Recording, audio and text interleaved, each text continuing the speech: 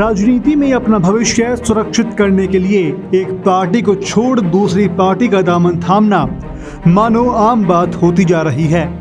फिलहाल कांग्रेस के कुछ युवा पार्टी में राजनीतिक भविष्य नहीं दिखाई देने पर दूसरी पार्टी यानी कि बीजेपी का दामन थाम लिया। आपको बता दें कि पहले ज्योतिरादित्य सिंधिया, जो कि मनमोहन सिंह की सरकार में केंद्रीय मंत्री रह चुके थे और मध्य प्रदेश के गुना शहर से कांग्रेस के विजयी उम्मीदवार रहे थे। जानकारी के मुताबिक आपको बता दें कि 10 मार्च 2020 को उन्होंने अंतरिम पार्टी अध्यक्ष सोनिया गांधी को अपना इस्तीफा देकर भारतीय राष्ट्रीय कांग्रेस का हाथ छोड़ दिया था। इसके बाद कांग्रेस ने एक बयान जारी कर दावा किया कि उन्हें पार्टी विरोधी गतिविधियों के लिए पार्टी से निकाल दिया गया है, जिसके चलते उन्होंने 11 मार्च 2020 को भारतीय जनता पार्टी का दामन थामने में तनिक नहीं सोचा। यह कांग्रेस के लिए बहुत दुख की खबर थी और जतिन प्रसाद ने पार्टी का साथ छोड़कर के बीजेपी का दामन थाम लिया है। कांग्रेस में बिखरते युवा नेतृत्व के बीच में सचिन पायलट और नवजोत सिंह सिद्धू में रहते हुए अपने हक की लड़ाई बुलंद किए हुए हैं। ऐसे में सियासत के ये 4 युवा चेहरे इन दिनों चर्चा का केंद्र बने हुए हैं।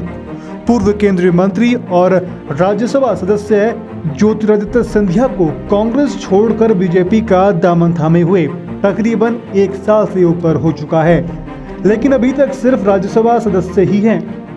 राज्यसभा तो कांग्रेस में रहते हुए भी मिल सकती थी। यही वजह है कि सिंधिया और उनके समर्थक दोनों में स्वाभाविक बेचैनी दिखाई दे रही है।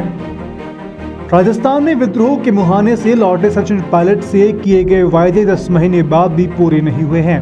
इसके चलते एक बार फिर से बगावत की चिंगारी सुलगने लगी है। पायलट गुट के विधायक वेद प्रकाश सोलंकी ने कहा कि कांग्रेस हाईकमान ने सचिन पायलट के साथ जो वायदे किए थे उन्हें अभी तक पूरा नहीं किया।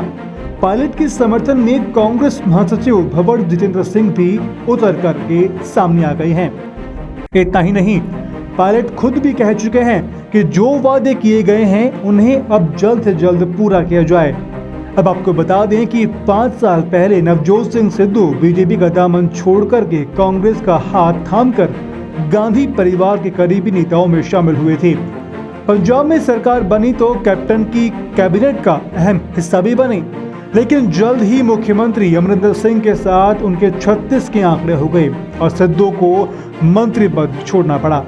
2022 विधानसभा चुनाव से ठीक पहले पंजाब कांग्रेस में वर्चस्व की लड़ाई एक बार फिर से छिड़ चुकी है, जिसके चलते पार्टी हाईकमान ने दोनों ही गुटों को उनके नेताओं को दिल्ली तलब किया है और उनके बीच में सुलह समझौता करवाने की कवायद में लगी हैं। लेकिन कांग्रेस वर्तमान और भविष्य के लीडरशिप के बीच में उलझा हुआ है।